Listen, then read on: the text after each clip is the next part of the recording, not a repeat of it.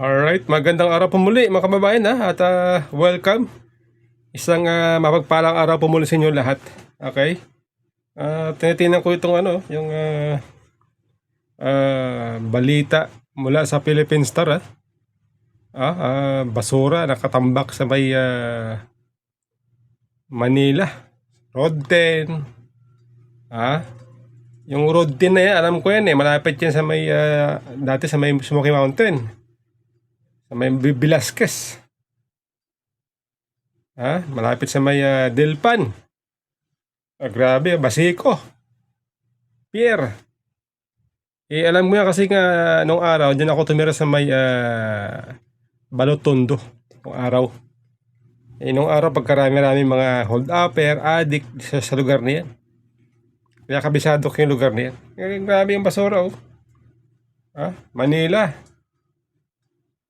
Kung saan lugar yata ito ng Maynila. Grabe, pati mga nangangalakal ng basura. Doon na sila. Doon na sila nangangalalkal ng basura. Ano ba nangyari sa Maynila? Parang wala ng gobyerno sa Maynila. Base dito sa post ng Philippine Star, ito daw po ay epekto nung mula pa ito nung January yata. Grabe.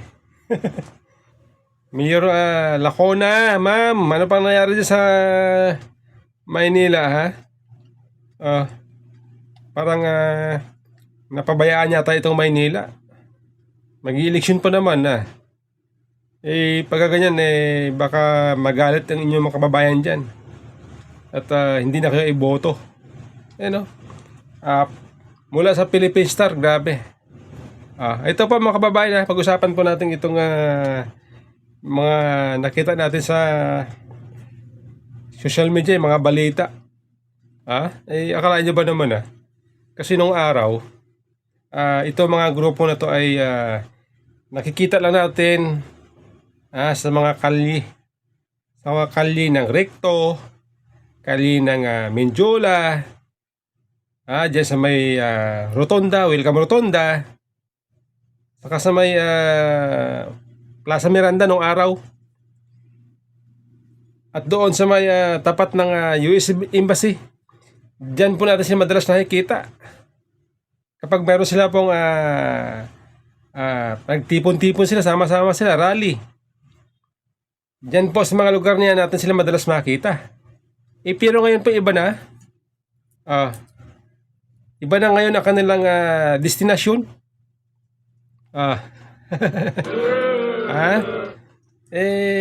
Masasabi natin na sila po ay nag-level up na. Ngayong bagong Pilipinas, bagong mukha, nag-level up na nito mga grupo. Ito po yung video mga kababayan, panoorin po ninyo.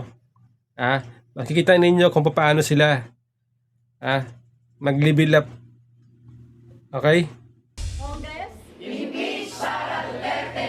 Nagpulong ang mga kinatawan ng mga grupong naghain ng 3 impeachment complaint laban kay Vice President Sara Duterte kanina. Pinangunahan niya ng Makabayan Block. Panawagan ng mga grupo sa Kamara, aksyonan na ang kanilang reklamo. May dangalang Pilipino. We deserve good governance. Enough with dynastic rules. Sa congressman natin, nasan kayo? Sa tao ba kayo o sa pangsarili ninyo? Pagod na kami sa korupsyon. May nakomit na violation ang second to the highest position in the land, si Sara Duterte.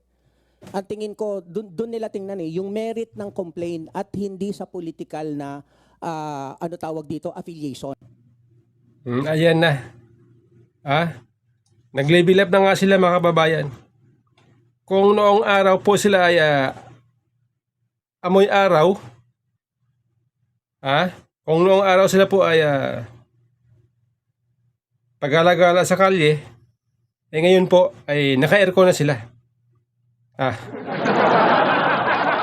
Tunay nga na sila po ay nag-level up na. Okay? Nanawagan lang sila ng impeachment laban kay BP Sara. Naka-aircon na sila.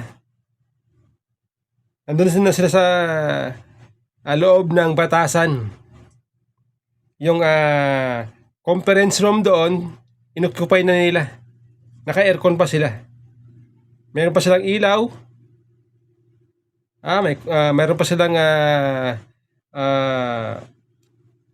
logo doon. Logo ng House of Congress. Sabi ko sa inyo, nag-level up na nga eh. Nag-level up talaga sila. Total level up.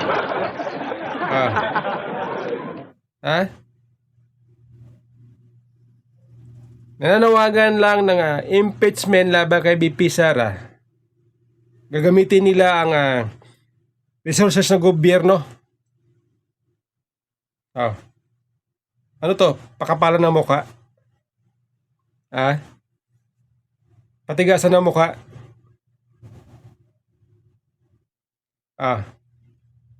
Alam po ninyo ito po ay nagpapakita lamang na itong grupo na ito ay spoiled sila kay Romualdez. Mahal na mahal siya ni Romualdez. Okay? Pinapakita lamang nila na sila po ay kaya na nila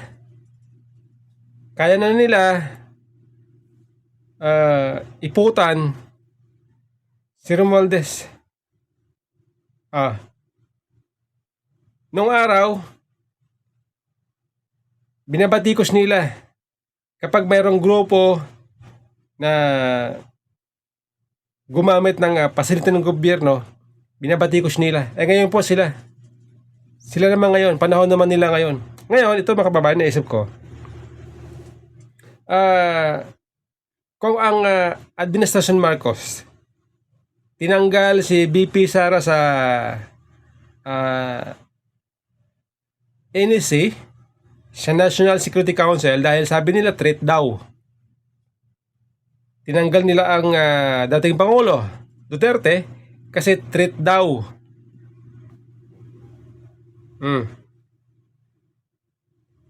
Sabi ng iba. Pero base sa Malacanang, sabi irrelevant.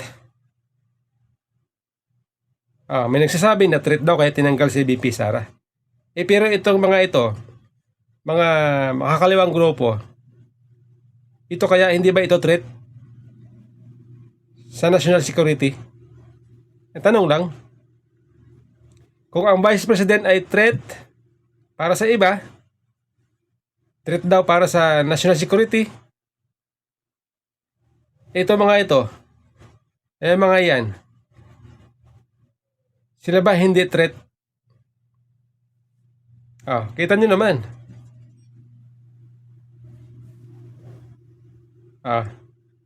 Hindi mangyayari yan kung hindi pinayagan ng pamunuan ng Kongreso. Lalo lang itong si Speaker Romualdez. Kapal na mukha Naka-aircon sila. Libre.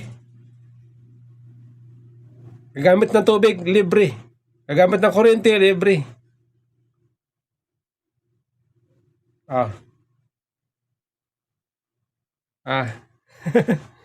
Ngayon lang yan.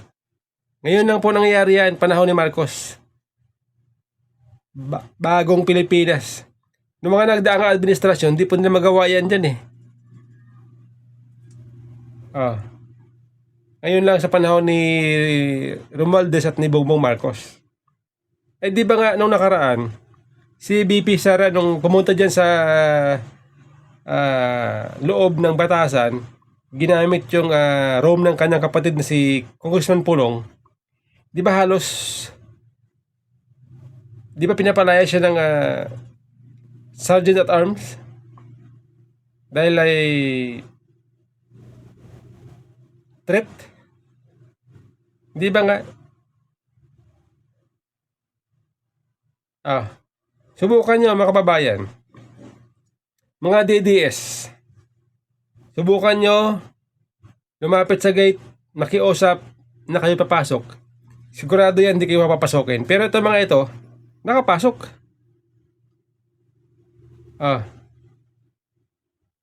Pinapasok. Di ba? Iba na nga talaga ngayon. Iba na ang sitwasyon ngayon. Ha? Patunay po na itong mga ito ay kasapakat na ng gobyerno. Kaya mga yan. Ah, mahiya kayo sa taong bayan. Ha? Kapirotso nyo, gamitin nyo ang facility ng gobyerno, mahiya kayo. Tapos kayo, manawagan kayo ng impeachment, sabihin nyo, corruption, ang ginagawa nyo, ano yan? Ha? Yung ginagawa nyo na yan, di ba pag waldas din yan sa pera ng taong bayan, yung ginagamit nyo dyan na kuryente, tubig, yung ilaw nyo ginamit nyo, di ba pag-aksayan sa pondo ng bayan? Oh. Sige nga. Nanawagan kayo kay BP Sara na i-impeach. Sabi niya mayroon nilabag na batas. Ang ginawa niyo ano yan?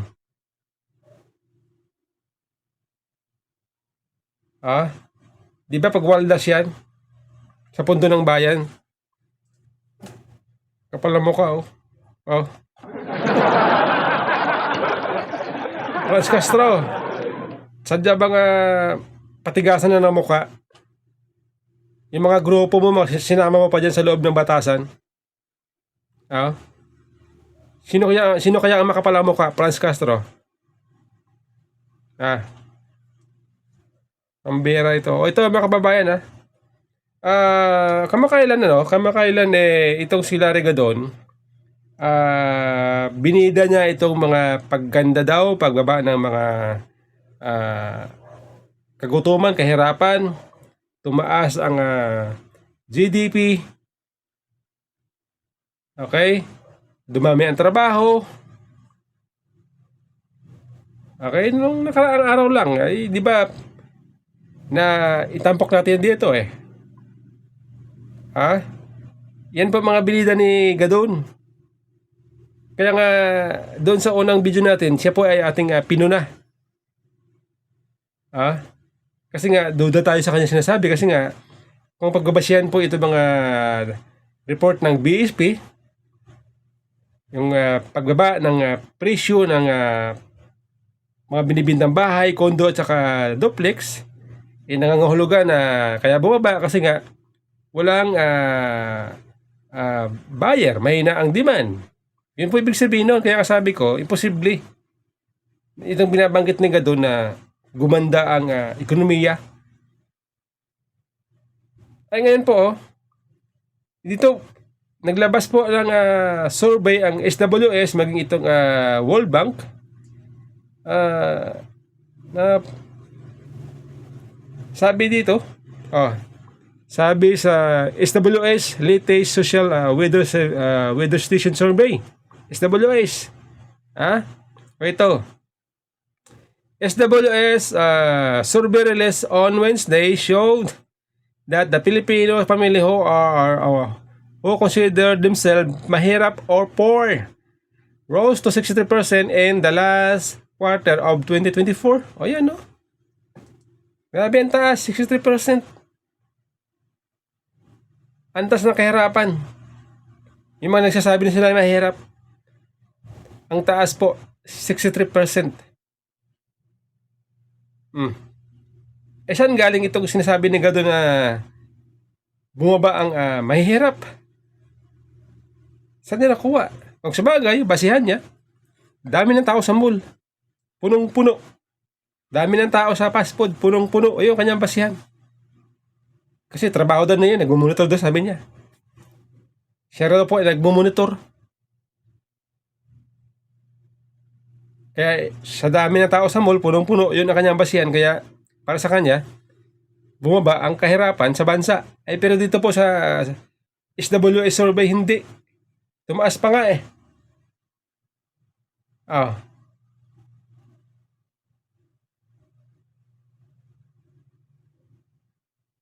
sabi dito basahin natin dito sa report ng World Bank. Sabi dito according to the World Bank, The poverty rate in the Philippines is projected to decrease from 17.8% in 2021 to 13.6% in 2024. However, self-rated poverty in the Philippines in 2024 was 57%, which is higher than 48% average in 2022 and 2023. Okay? O sabi dito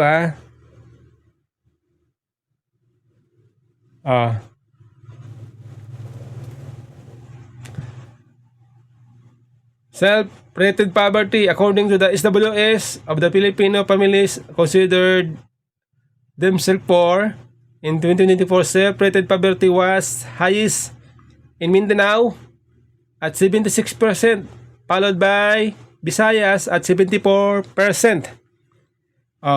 Balance Luzon at 55% at Metro Manila at 51%. Ang taas Pinakamataas po sa Mindanao, sinundan ng Visayas. Mindanao po ay 57%. 76%. Ang Visayas 74%. Sinundan ng Luzon 55%, sinundan ng Metro Manila 51%. So yan po.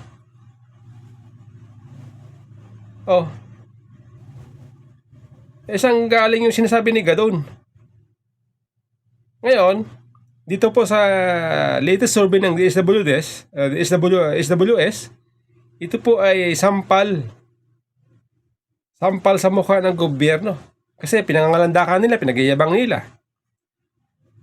Magandang ekonomiya, sabi ng mga ng economic team ng gobyerno.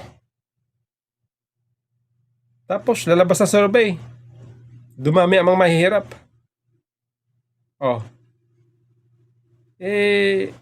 Yan po, kung minsan naisip natin na ito ating gobyerno ay napaka-deceitful. Bakit? Hindi nagsasabi ng totoo Iba ang sinasabi sa resulta ng survey. Ngayon, ito aking masasabi di ba itong ating gobyerno po ay isang taon na, mahigit na isang taon na nag-iikot, namimigay ng ayuda kung saan lugar ng bansa. Kasama ang mga congressman. Bidang-bida pa nga si speaker Diba? May pa, yeah! Diba? Ganun-ganun pa.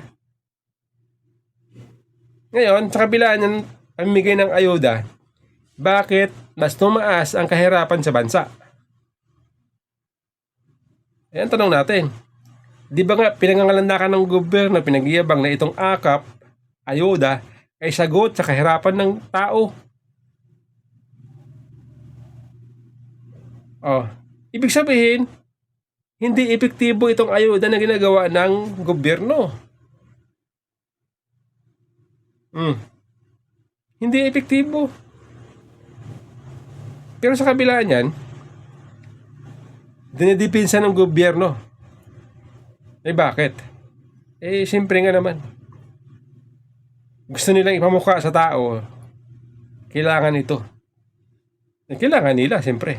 Kailangan ng politiko para sa kanilang political agenda. Sampal po yan. Sana yung survey na ito ay gamitin ng gobyerno bilang example, guide ng gobyerno para mag-isip ng ibang solusyon para masolusyonan itong pagtaas ng kahirapan sa bansa. Hindi yung ayuda ang kanilang naisip. So palpal yan. Pahiya sila dyan. Di ba? Pahiya sila dyan. Di ba nga? Itong si Saldico, todo dipinsa sa AKAP.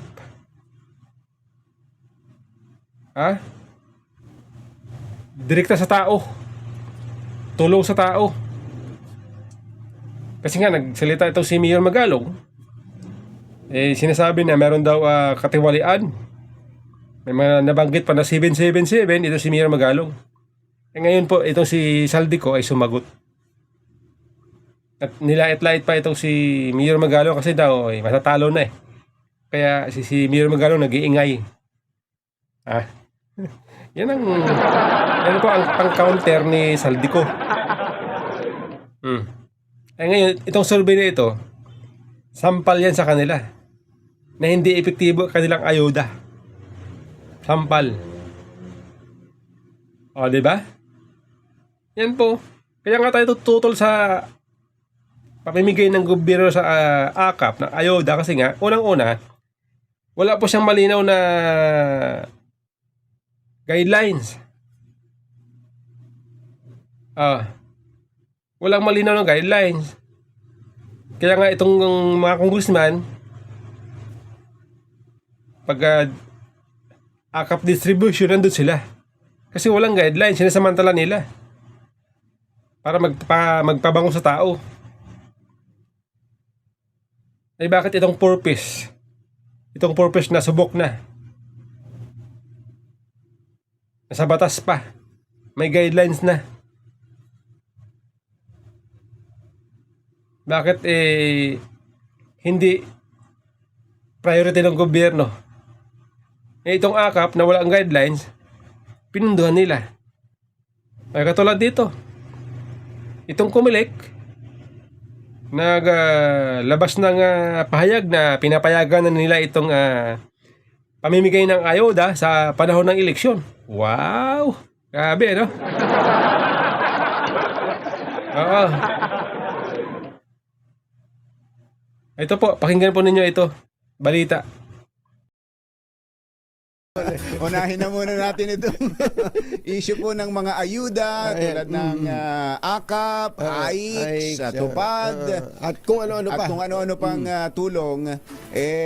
Alam natin na itong mga ganito ay natitigil pag panahon ng eleksyon, pero ngayon pa lang may sinasabi na ho si Secretary Gatchalian na kung maaari ay i-exempt daw po sa election ban yung AKAP. Yung AKAP mismo. Yung AKAP mismo, Chairman. May chance ho ba? Pwede bang mangyari yon? At katunying ka, Jerry, tama po kayo. Ang katotohanan talaga kapag ka-election, kapag ka po 45 days before the election, ay bawal po ang mga social services. Yan po ay prohibited at pine-prescribe ng ating batas. Kaya lamang po, pwede po mag-issue ang COMELEC ng tinatawag exemption at therefore, pwedeng yan ay mapagbigyan. At po, ang COMELEC ay hindi magiging hadlang. Lalo-lalo na kung ito ay tulong sa ating mga kababayan na mahihirap, lalo na kung ito ay pang-araw-araw na pang-tawid gutuman lang nila. Kaya po, nakapagbigay na po tayo ng exemption sa ating pong Department of Labor sa kanilang TUPAD at iba pang proyekto. Sa Department of Health, kasama po yung MAIF na tinatawag, binigyan na rin po natin sila ng exemption, pero may mga napaka-strictong kondisyon po tayo na nilagay doon para po sa pagpapatupad nito. Ito pong sa DSWD na mga proyekto ay natanggap na po natin at ngayong araw na ito po ay atin po itong ilalabas. At ito po, for your information, kauna-unahan sa inyong programa, sasabihin ko, igagaran po natin itong exemption na hinihingi ng DSWD. Kasama po dyan yung mga AKAP, yung mga AIX, yung mga iba pang mga ayuda programs nila. Pero meron po tayong nilagay na napaka-dobling stricto na kondisyon, lalong-lalo na yung no politician/candidate na present during the distribution ng mga ayuda na ito. At siyempre, kasama na rin po yung pagsasabit sa amin nung sinasabi po ni Secretary Gatchalian na kanila pong nililinang na guidelines para po sa striktong pagpapatupad po nito. At siyempre, yung periodic submission sa amin nung update sa pagdidistribute at pamimigay ng mga ayuda na ito. So bawal maging present sa distribution ng ayuda yung politiko. Pero yung pong tarpaulin, yung tarpaulin muna, yung tarpaulin ni politiko nakangiti na gano'n. Kaya t-shirt. Okay, t-shirt. Yung mga supporters o staff nila, wala si politiko, chairman, pero yung chief of staff o yung mga staff nila ay nandun at nakakamiseta na may mga mukha ni politiko. Ni kandidato. Alam niyo po, pagka po sinabi natin no politicians/candidates, damay-damay na po ang lahat doon. Kasama na rin po yung mismong mga tauhan nila. At siyempre po hanggat maaari, yung po sinasabi natin sa DSWD, na kahit po yung mga any indikasyon or indication na mismong parang ang politiko ang nagpapadistribute nitong mga ayuda na ito. Tatandaan po ng lahat, ito po yung DSWD program. And therefore, hindi po ito proyekto ng politiko o ng kandidato. Yun po ang dapat maintindihan ng mga kababayan natin. Karapatan niyo pong makatanggap nito. At ito po yung hindi dapat pinipili ng kahit na sinong politiko. Ito po yung nakabase sa guidelines, criteria ng pagpili na mismo ang DSWD ang namimili po. At naniniwala po tayo sa Jeric at Katunying na ito pong mga social workers natin, mga professionals po yan, military po ang mga yan. Magagaling. Tama po. Hindi nila pababayaan na sila mismo ay matulisa magamit. at makasuhan dahil lamang sa magamit para lang po sa interes ng iilan. Opo. Sabi niya, sabi ni Comelec Chairman,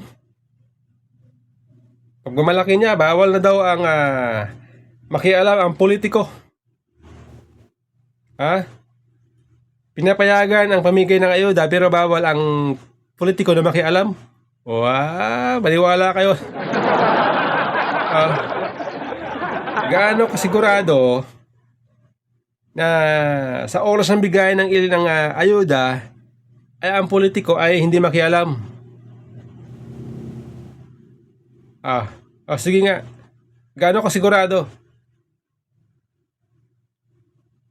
Kung noon nga bawal.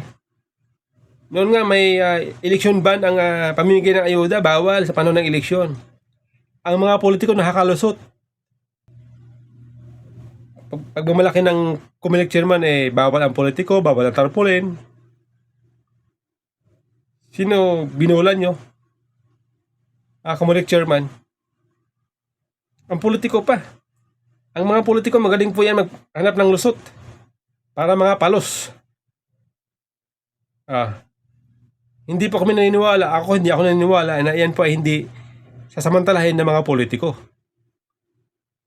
Lalo ng mga taga-administrasyon na politiko. Di ba? Kasi marami silang pera ngayon. Panahon ngayon, marami silang pera. Imposible po yan. Hindi po kapanipaniwala ang sinasabi ng Comelec Chairman na bawal ang politiko, bawal ang tarpaulin, bawal kung sino-sino. Posible po yan. Subok din sa Pilipinas.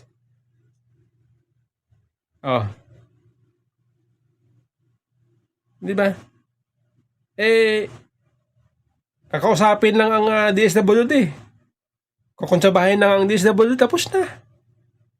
Kukuntsabahin lang ang DSWD ng isang politiko, tapos na.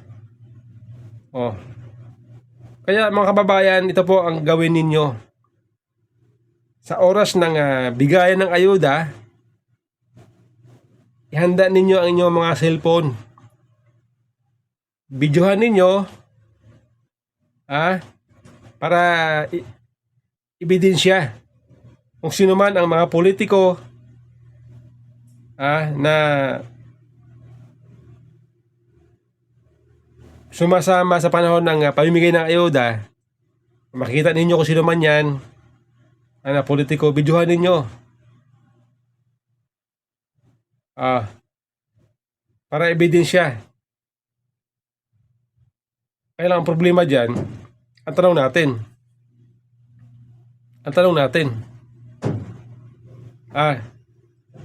ito ba mga politiko ito magpapahalata kaya? Ayan ang tanong natin. Kaya hindi po tayo sigurado nyo sa yung sinasabi ng Comelec na yan. Malabo yan, mga kababayan. Malabo yan. Malabo pa sa sabaw ng pusit, sa ika nga.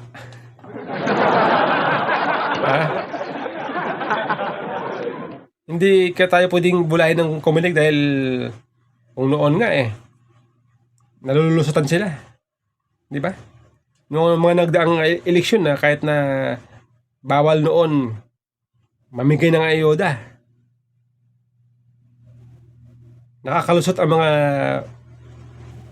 swapang na politiko.